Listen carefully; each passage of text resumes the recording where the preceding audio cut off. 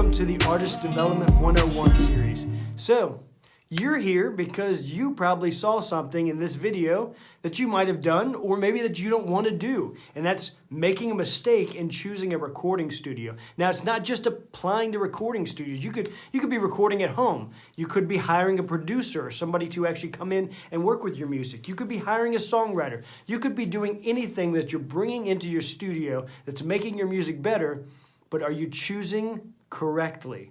And are you choosing the correct studio and the right people to work with? Because in artist development, your team is everything. Now, as we dive deeper into these videos, we're going to talk about your team. We're going to talk about all those things.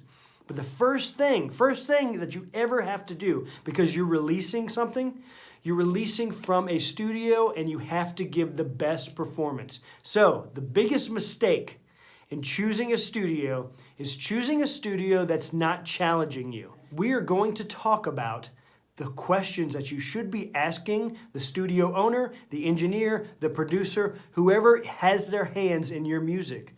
The reason being is because you need to know where they're at and what they're gonna do and how they're gonna handle your project. And you need to be challenged.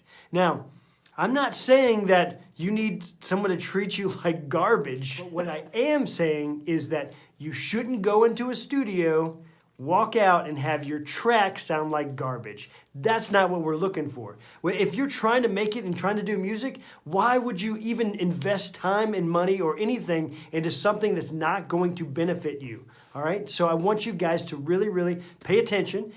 In this video and down below, there's a link and it actually goes to a PDF. The reason why it's really important this time for you guys to download that PDF is because there is a list of questions in that PDF, different questions that you need to ask the sound engineer, the producer, anybody that's involved in your music. The reason being is because these people need to know where you're at, what you're looking for, how you're getting to where you're going.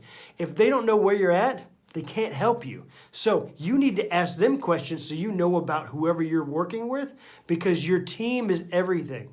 Like I said in the beginning, you need to make sure that you build that team, even if it's a team you're paying for. Everybody pays for a team. Record labels pay for a team. Everybody pays for other people to invest in your project.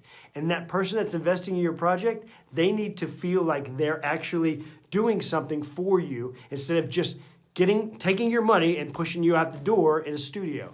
That's not what you want. What we do want is we want people to challenge us. We want people to actually lift us up by making us better.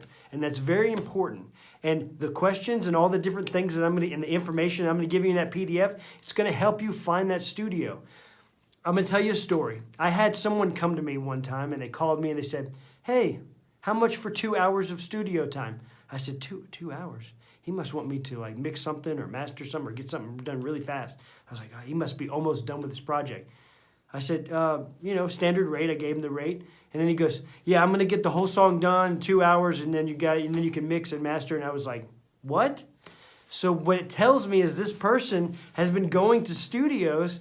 They do their song in 2 hours. They spit out presets for them. They don't give a crap about what they sound like. They send them on their way, and then they have this garbage track that they're showing everybody, saying, "Look what I did." You don't want that. Good music is made well. Good music is made with thought and approach and songwriting and all the different elements that actually makes music. If it's just too easy and it's just like you just slam it together and it's just a bunch of presets and a bunch of crap, it's not worth your time. You're wasting your time, you're wasting your money. I figured that out later. I was the customer guy. I was, whatever you want, whatever, well, here, yeah, sure, yeah. I was telling everybody what they wanted to hear. I stopped doing that. I stopped doing that because it wasn't helping them. I was not helping someone with their career by telling them what they wanted to hear. Now, I don't tell them that they suck. I don't tell them that they're garbage. I just force myself to challenge them.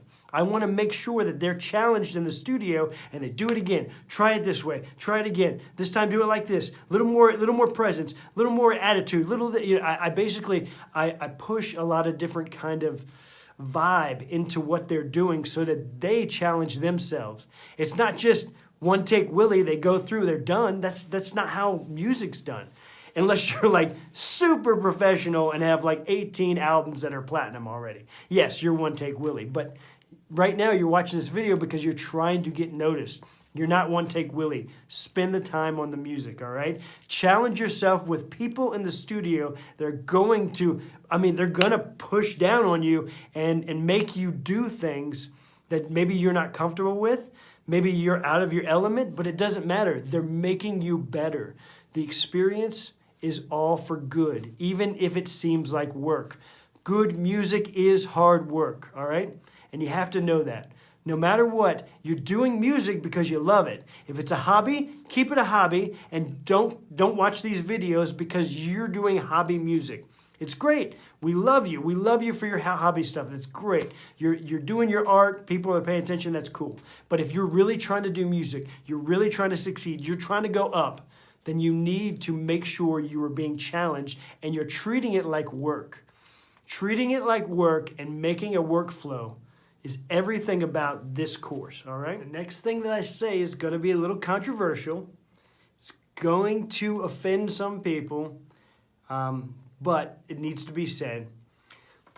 One of the questions that you're going to see in the PDF, it's going to say that you need to make sure that the sound engineer that you're going to or the producer that you're going to is actually a musician. Now, what I mean by that is they need to be able to play an instrument, they need to sing, they need to be participating in music. The only reason that I have to say this, and for next level kind of game-changing things, is because if the person doesn't do music and you just wrote a song and you're coming into the studio to actually perform a song you wrote, how can someone who's never written a song in their life be able to tell you if it's good or not? To be able to tell you if what you're doing actually sounds like something that they've done before, that has the right flow, that has the right songwriting, that has the right tones. How can they tell you if you're in tune? How can they tell you if you're off? How can they tell you if your timing's wrong? The thing is, if they don't play music and they're not a musician, they still have a spot. I agree that everybody has a spot in music. It's great. They could be an engineer where they just get recorded sounds. They could be amazing at that.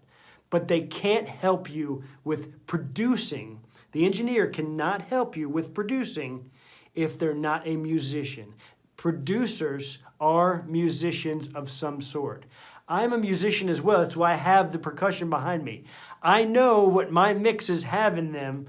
I know that I actually tend to go too drum heavy because I play drums. And I know because I've also seen other people mix other songs.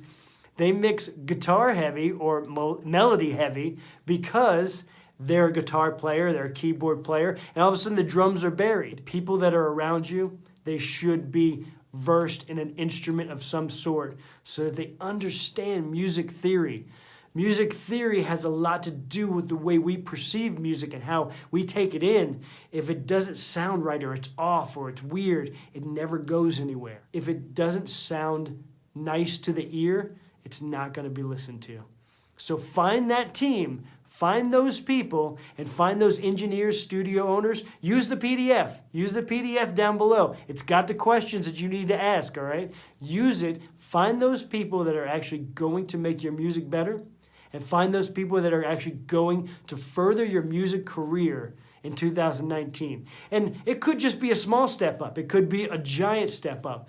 But these tips, these tricks, these videos, these things that I'm putting out, they're going to help you. They're going to make you pay attention to maybe something that you haven't been paying attention to before. If you're recording at home, then you need someone from the outside to come in and look at your production as a whole and give you input on it. Use other people with experience to give you input on your music. Take the input. Don't be discouraged by anything they have to say. Enjoy yourself, make great music, and I'll see you in the next video.